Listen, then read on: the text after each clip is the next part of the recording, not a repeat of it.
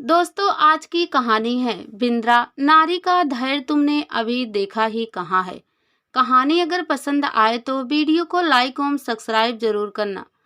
चलिए कहानी शुरू करते हैं। तुम में इतना धैर्य कहाँ से आ गया? 2 दिन हो गए, एक फोन भी नहीं किया।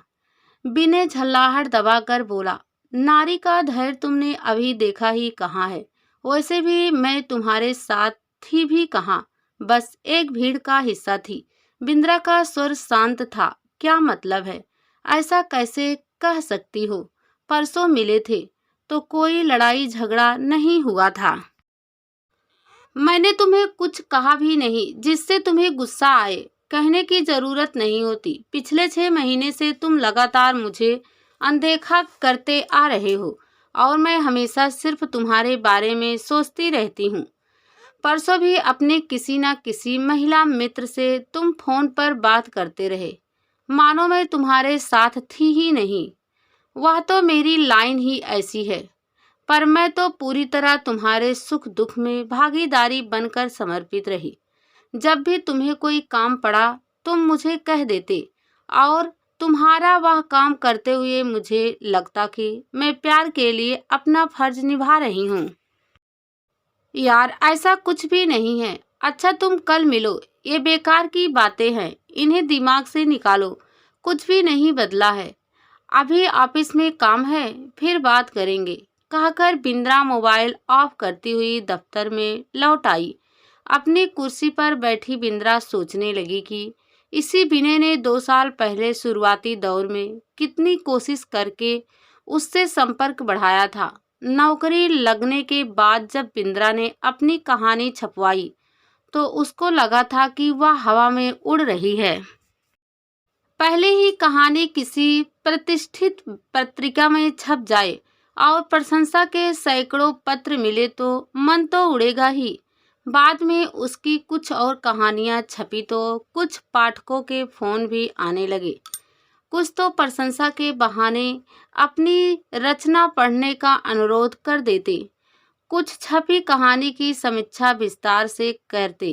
उन्हीं प्रशंसकों में से एक विनय भी था। किसी भी अखबार में बिंद्रा का कुछ छप जाता तो सबसे पहले उसका फोन आता।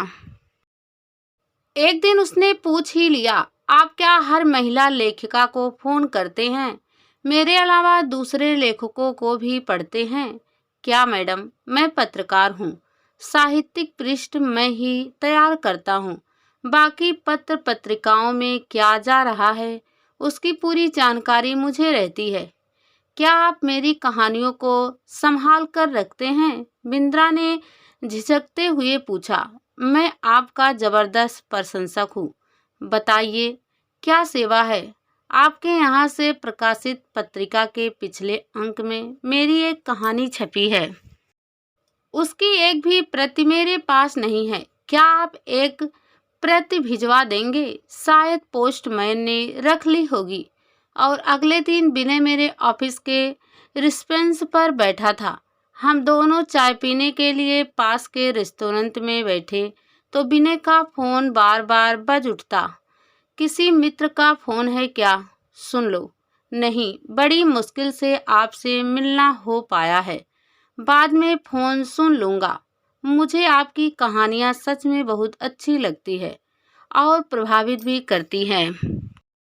बाकी लेखिकाएं नारी विमर्श के नाम पर मीडिया से जुड़ा जो कुछ लिख रही है वह पढ़ा नहीं जाता है।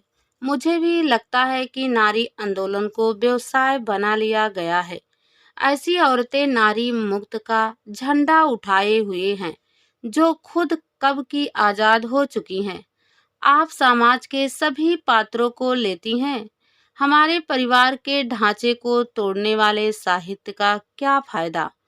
कुछ लेखिकाएं लिव इन रिलेशन को मुद्दा बनाकर लिख रही हैं तो कुछ कई पुरुषों के साथ यौन संबंधों पर। हम कह सकते हैं कि आपस में वादा और विश्वास होने की बातें कहीं खोती जा रही हैं। ये तथाकथित लेखिकाएं महिलाओं के किस वर्ग को चित्रित कर रही हैं?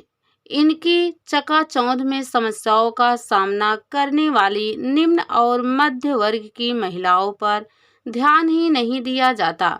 बिंद्रा जोश में बहती जा रही थी। मैडम, आज मेरा इंटरव्यू है, अब निकलता हूँ। अब तो आपसे मिलना जुलना होता ही रहेगा। यह कहकर विनय फटाफट चला गया। फिर तो बिंद्रा को मानो बात करने के लिए बेहद सुलझा हुआ अपनी तरह की सोच वाला साथी मिल गया।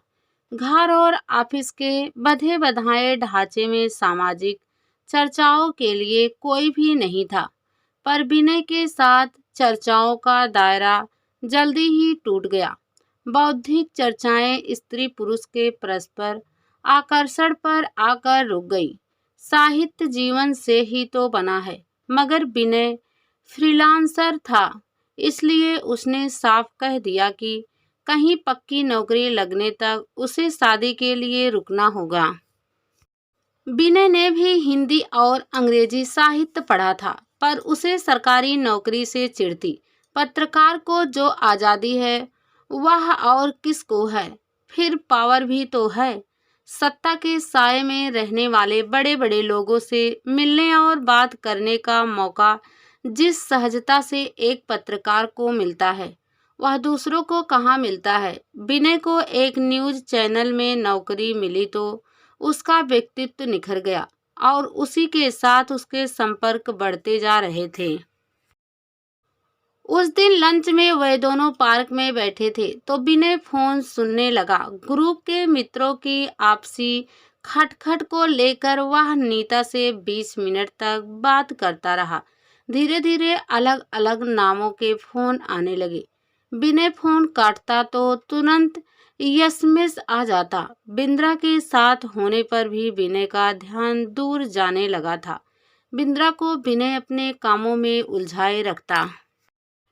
कभी समीक्षा के लिए लाइब्रेरी से किताब मंगाता तो कभी कोलकाता में अपने घर जाने के लिए रेल का आरक्षण कराने के लिए बिंद्रा को कह देता।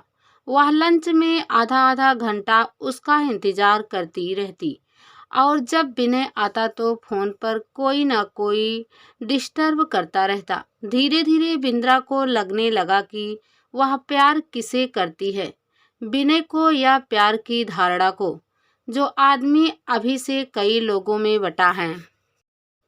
शादी के बाद उससे कैसे निष्ठा की उम्मीद की जा सकती है? फिर तो पूरा परिवार और समाज बीच में आ जाएगा। कभी वह विनय को टोकती तो कह देता, तुम्हारा वहम है, वह मेरी महिला मित्र है, सबसे काम पड़ता है। फिर हमारा दायरा ऐसा है जिसमें पीने पिलाने के लिए पार्टीज चलती ही रहती है। मुझे इन्हीं से चिढ़ है। जहाँ तक शराब की बात है तो हमारे यहाँ इसे कोई पसंद नहीं करता। फिर औरतों का शराब पीना तो हम सोच भी नहीं सकते। तुम अपनी मध्यवर्गीय सोच से बाहर निकलो। सबकी अपनी अपनी जिंदगी है। मैं तो कम ही पीता हूँ, पर ग्रुप में कुछ लोग मुफ्त की देखकर इतनी पी लेते हैं कि उनके लिए घर लौटना मुश्किल हो जाता है। देखो विनय, अगर तुम शराब नहीं छोड़ोगे तो हम शादी भी नहीं कर सकते हैं। रहना तो मुझे पत्रकारिता की दुनिया में ही है। तुम अपने माता पिता को समझाओ ना कि शायद पीने वाला हर आदमी बुरा नहीं होता।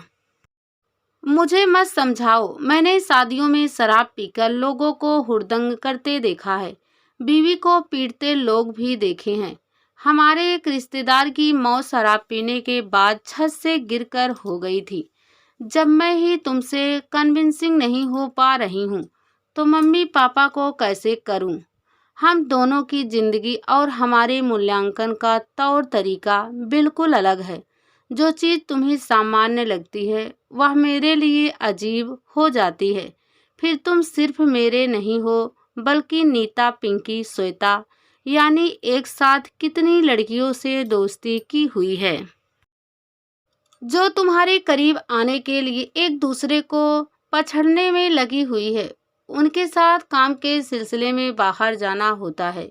फिर मैं हूँ ही इतना हैंडसम और वेल्ड बिहेल्ड कि सभी मुझे पसंद करती हैं। पर मैं शादी तो तुमसे ही करूँगा। बिंद्रा का फर्स्ट टेंशन बढ़ने लगा था। विनय का फोन अक्सर व्यस्त मिलने लगा। कहीं उसकी सरकारी नौकरी के कारण ही तो उससे वह शादी करने के लिए जिद पर अड़ा हुआ है। फिर बिंद्रा की कहानियों और व्यक्तित्व की जो तारीफ शुरू में होती थी वह क्या था? शायद फ्लर्ट करने का तरीका। जिस सामाजिक महिला कार्यकर्ताओं लेखिकाओं की शुरू में बिना आलोचन करता था, हमेशा उन्हीं के बीच तो रहता है। वह रिश्ता शायद दोनों के लिए अपरिचित संसार का आकर्षण था। बिंद्रा मुलाकातों में खुद के लिए विनय के मन में जगह ढूंढती, मगर वहां उसे भीड़ नजर आती। शाम को विनय का फोन फिर आया। कल लंच में मिलो ना। नाराज क्यों हो?